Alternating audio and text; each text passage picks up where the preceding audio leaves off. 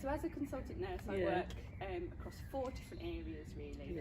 And the first one is looking at leadership, so making sure that we've got the right staff in place, that staff have got the right support and training that they need, and our processes support people to be able to do the job that they need to do. We look at training and education as well. And again, making sure that people have got the right skills and competencies, and if not, how do we make that better and how do we get that in place for people.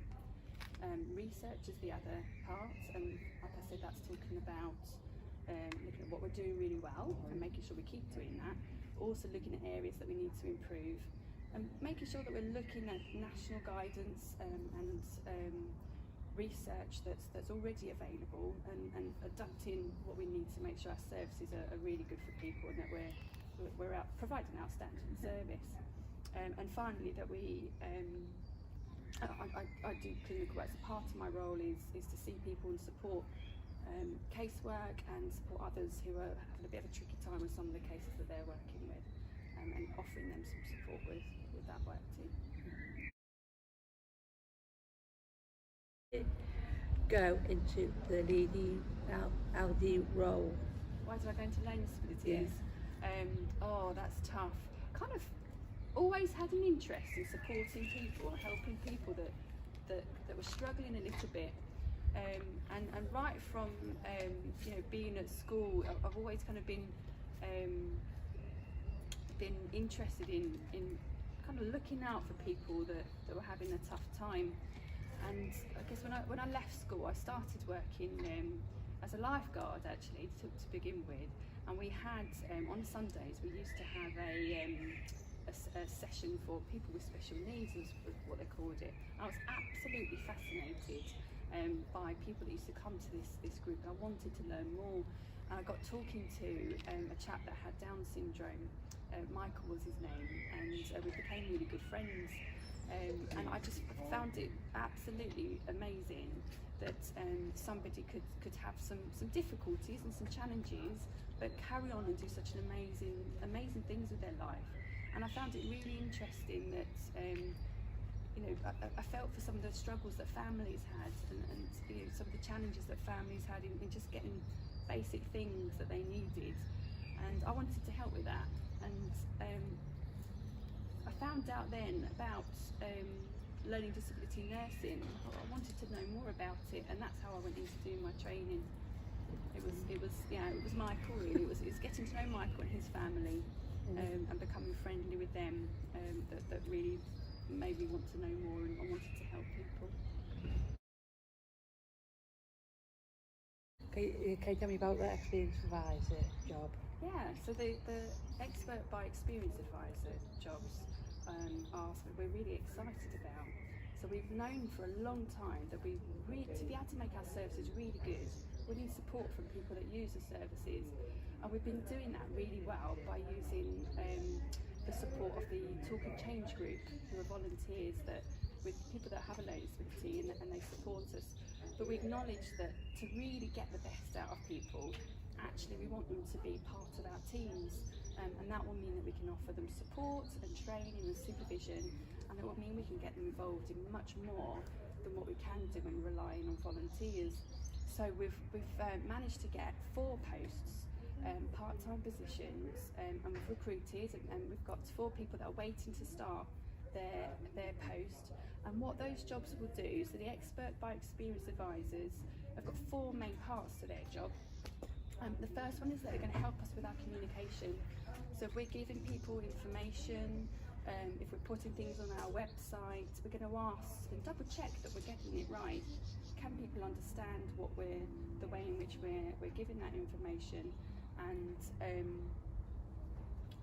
do we need to make any changes to that? Do we need to do it in a different way so that people understand the information we're trying to give? The second part of their role is about our training and development. So helping us to develop the packages of training that we give to other people. So we do lots of training with family members, with providers, with GPs, with hospital staff, with our own staff. And we want to make sure that we are involving people with learning disabilities in developing that training. and that we use real experiences when we're trying to teach people about learning disabilities and the needs of people with learning disabilities. So that's going to be fantastic, and we'll be able to develop on what we're already doing. We're also, another part of their job is to support our recruitment. So helping us to write help us to write adverts, help us to interview people and to shortlist staff members. And later on, we're hoping to develop it so that they'll support the feedback that we give to staff as well to help them become, keep improving their practice. And then finally, what they're going to do is to support us with our service improvement. So it'll be things like completing audits and checking that we're doing things really well, talking to people to find out about their experience of our services. And when we're developing new services, it means that we can check with people, are we on the right track? We want to develop this, we want to make this better. These are our ideas, well, what do you think? Are we getting this right? So it's really going to help us. We're going to see a lot of change. And I think it's going to be really positive. The thingy project. The Positive Behaviour Support, project. or PBS we call it as well. So the Positive Behavioural Support Project is a new project, and again we're really excited about it. We've got some extra funds for a short-term project. We've got a learning disability nurse, and we've got assistant psychology and some psychology supervision, and one of the expert by experience advisors are going to help us as well. And what we're going to be doing is working with local providers, so people that support people with learning disabilities across Staffordshire, so that's Stoke and Stafford. And we're going to be developing an e-learning package so that all staff can access the e-learning to raise awareness about positive behavioural support and what it is and how can they use it to support people better. And then we're going to have a practice leader nominated from each of those services. And what we're going to do for those practice leaders is get them together and really build a community network of practice leaders across the providers across Staffordshire. We're going to offer them enhanced training on PBS and extra supervision and support. And their role will then be go back to their areas where they work, so the residential home where they work in, or supported living where they work in, and to teach everybody else that they're working with what PBS is all about. And we're going to give them some tools and some techniques that they can take back and hopefully help others to implement this to support people in a more positive way.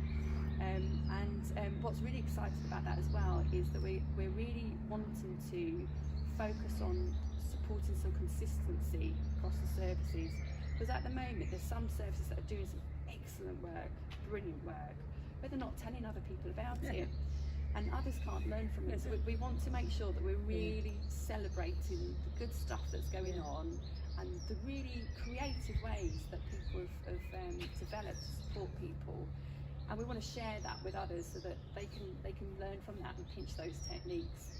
So that's going to be fantastic, and we're going to have a bi-monthly, so every second month we're going to come together, probably need to be virtually, but we'll come together to share those examples of good practice, and we'll get some speakers in and we'll look at what does the evidence say that we should be doing, and have a think about how can we take that back to the areas that they're working in, to really improve practice across Staffordshire really in terms of PBS for adults with learning disabilities. So it's really exciting. And the other thing we're going to do is be looking at the PBS standards. So there's a set standards of good practice really for supporting people in a positive behavioural way, supportive way. And we're going to be asking those practice leaders to self-review the areas that they work in to see how are they meeting those standards, and is there anything that they need to do a bit differently.